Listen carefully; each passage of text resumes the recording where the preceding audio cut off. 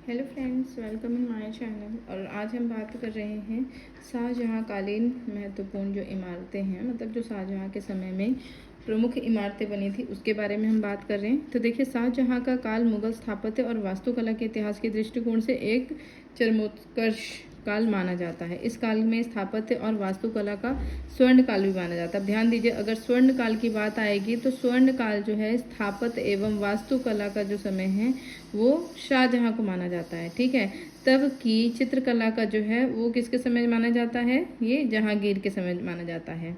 ठीक, और मुगल काल का जो स्वर्ण काल है वो अकबर के ज़माने को माना जाता था। ठीक है, तो देखिए, इस काल में जो निर्माण कार्य संपन्न हुए उसे दो भागों में बांटा जाता है, अकबर का निर्माण काल और दिल्ली का निर्माण काल। ठीक, तो अब देखिए आगरे के बारे में पहले देख लेते हैं। तो आगरे में क्या क्या चीज़ें निर्माण हुई थी? तो देखिए, शाहजहाँ कालीन आगरा के निर्माण कार्यों में भी दो भाग में बांटा जा सकता है। अकबर द्वारा निर्मित लाल किला के भीतर की इमारतें, ठीक है, और दूसरा जो है किले के बाहर की इमारतें। आगरा के किले के भीतर के निर्माण कार्यों में निम्नलिखित महत्वपूर्ण है। दीवाने आम, पहला कौन सा है? दीवाने आम। इसका निर्माण शाहजहाँ द्वारा करवाया गया था। ठीक है, दीवाने आम का ध्यान दीजिएगा, शाहजहाँ द्वारा करवाया गया था। अब देखिए, शाहजहाँ के काल में निर्मित भवनों में सर्वप्रथम संगमरमर का प्रयोग इसमें हुआ था। अब शाहजहाँ की बात हो रही है तो शाहजहाँ काल में जो है संगमरमर का सर्वप्रथम प्रयोग जो है वो दीवाने आम में हुआ था। इसमें जिस संगमरमर का प्रयोग किया गया था वह जोधपुर के मकराना नामक स्थान से लाया गया था।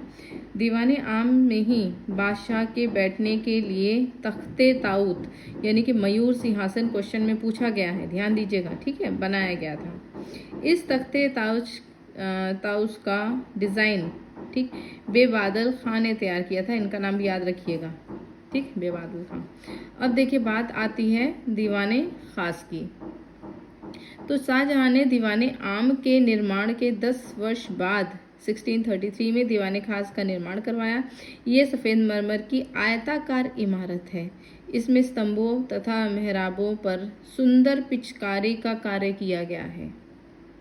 सबसे महत्वपूर्ण इमारत जो है वो मोती मस्जिद के माना जाता है। इसके निर्माण में 3 लाख रुपए खर्चा हुआ। ये सब जानने की ज़रूरत नहीं है। आगरा के किले में शाहजहाँ ने एक 6 मंजिला भवन, अब देखिए ये चीज़ इंपॉर्टेंट है, ठीक है, 6 मंजिला भवन, ठीक है, जिसका नाम क्या था?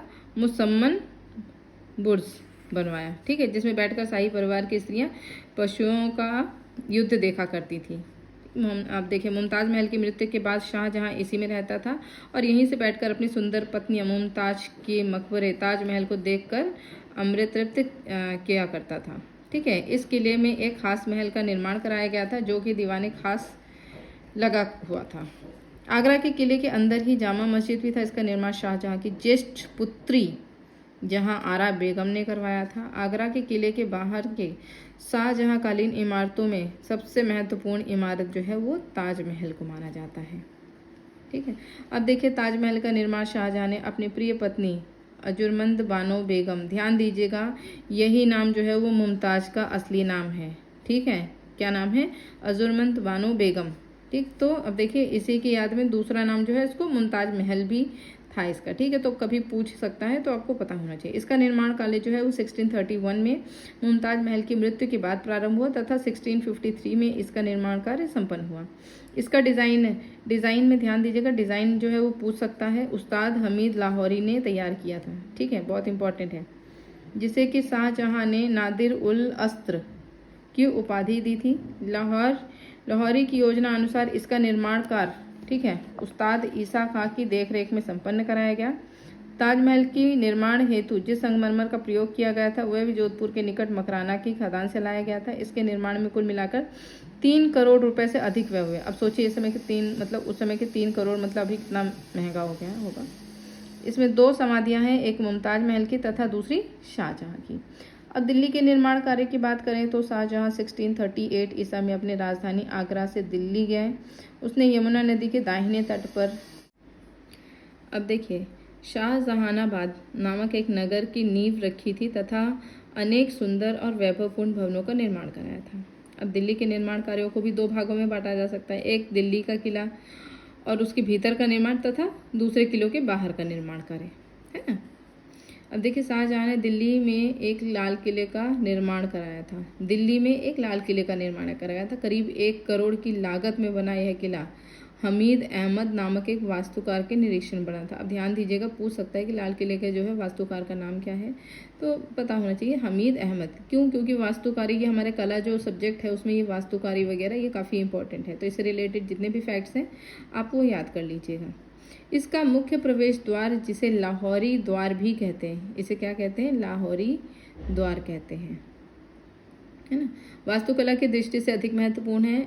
यह मुख्य प्रवेश द्वार किले के पश्चिम में स्थित है तथा इसके दक्षिण दरवाजे को दिल्ली दरवाजा भी कहा जाता है। दिल्ली के किले के अंदर निर्मित कुछ महत्वपूर्ण इमारतें इस प्रकार हैं। दीवाने आम। दिल्ली के किले में निर्मित दीवाने आम की मुख्य विशेषता है कि इसके पीछे की दीवार में बना एक प्रकोष्ठ जहां विश्व प्रसिद्ध तख्ते ताऊत रखा जाता है। दीवाने खास। किले के उत्तरी भाग में सुप्रसिद्ध दीवाने खास स्थित है, जहां पर एक अमीर खुसरो की एक महत्वपूर्ण पंक्ति थी। ठीक है, अमीर खुसरो जो है बहुत अच्छा जो है वो कवि था, तो उसने उसमें देखिए पंक्तियां भी लिखी हैं। ठीक है, गर फिरदौस बर रुवर्द जर्मी अस्त, यही अस्त, यही अस्त, यही अस्त। अर्थात यदि पृथ्वी पर कहीं स्वर्ग है तो वो यही है, यही है, यही है। बड़ी अच्छी लाइन है। अब देखिए, किले के बाहर के निर्माण कार्यों में जामा मस्जिद प्रसिद्ध है।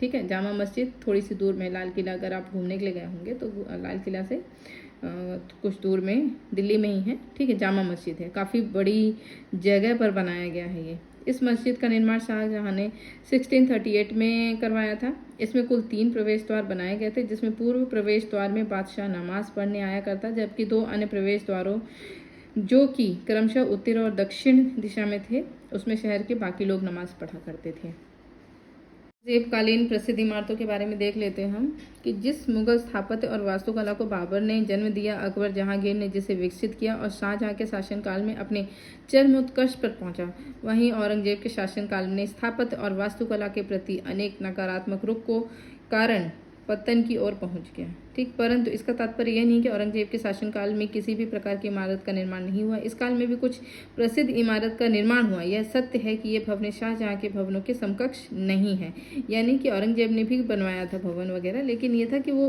कॉपी करके बनवाया था। ठीक है, उसने कुछ अपना अलग से कुछ नहीं डाला था। ठीक है, औरंगजेब के काल में बनी इमारतों में देखिए, एक है मोती मस्जिद। ठीक है, औरंगजेब ने दिल्ली के किले के अंदर एक प्रसिद्ध मोती मस्जिद का निर्माण किया था। अपने पिता की भांति इसका निर्माण उसने संगमरमर से कराया था।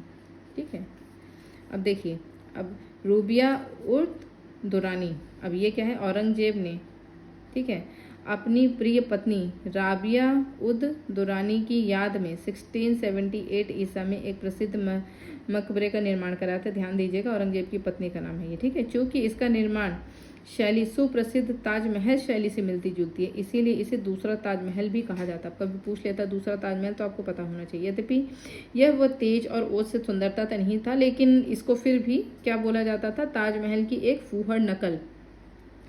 ठीक है ना।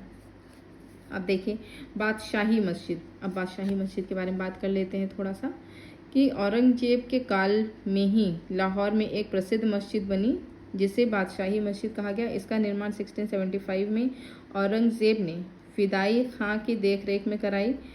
इसके स्थापत्य कला शैली दिल्ली में जामा मस्जिद से मिलती जुलती है, लेकिन इसकी भव्यता और सुंदरता उतनी नहीं है। ठीक है, यहाँ तक हो गया। अब बात करते हैं स्थापत्य कला की प्रांतीय शैली। अब देखिए, अगर हम दक्षिण शैली की बात करेंगे तो दक्षिण में द्रविड़ और चालुक्य प्रभाव से युक्त एक नवीन दक्षिणी शैली का उद्भव हुआ। इस शैली की इमारतें गुलबर्गा, अहमदाबाद, बीजापुर, हैदराबाद में निर्मित की गई जामी मस्जिद, चार मीनार, गोल गुंबज, गगन महल इस शैली की अनुपम कलाकृति है। आंगन रहित जामा मस्जिद दक्षिण शैली की कला का बेजोड़ नमूना है। अब आती है शर्की शैली। तो अटाला देवी मस्जिद, जामा मस्जिद, ध्यान दीजिएगा, इसमें ये पूछ लेते हैं कि कौन सी शैली से बना हुआ है, तो शैली के क्वेश्चंस आते हैं। ठीक है, तो ये ज़्यादा नहीं, 6 शैलियाँ हैं, थोड़ा सा इसको पढ़ लीजिएगा। इसमें से मेन बात देखिए, दक्षिणी शैली इंपॉर्टेंट है, शर्की शैली इंपॉर्टेंट है, गुजराती, मलावा शैली, बंगाली शैली और कश्मीरी शैली। ठीक, तो शर्की में देख लीजिए क्या क्या, जामा मस्जिद, उसके बाद आ गया झंझरी मस्जिद, लाल दरवाजा मस्जिद, जौनपुर स्थित शर्की शैली की इमारतें हैं। इन इमारतों में अटाला मस्जिद शर्की शैली की सर्वोत्तम नमूना है, ठीक है ना। इसके गुंबद व प्रवेश द्वार इस्लामी शैली पर तथा भीतरी स्तंभ तथा दीर्घा हिंदू शैली पर आधारित है। झांझरी मस्जिद शर्की शैली का अन्य श्रेष्ठ नमूने हैं। इसके मेहराब तथा अलंकरण उच्च कोटि के हैं। इसमें हिंदू मुस्लिम कला शैली के सम्मिश्रण देखने को मिलता है, यानी कि हिंदू कला भी है, मुस्लिम कला भी है, दोनों के साथ में कला है, ठीक है। अब बात करते हैं गुजराती शैली की। तो प्रांतीय कला शैली में, ठीक है, गुजराती शैली की अद्वितीय स्थान है। शेख फरीद का मकबरा, भड़ौच की जामा मस्जिद, खंबात की जामा मस्जिद, हिलाल खां की काजी मस्जिद, टंका मस्जिद, सैयद आलम खां की मस्जिद, सीदी सैयद मस्जिद गुजराती शैली की प्रसिद्ध इमारतें हैं।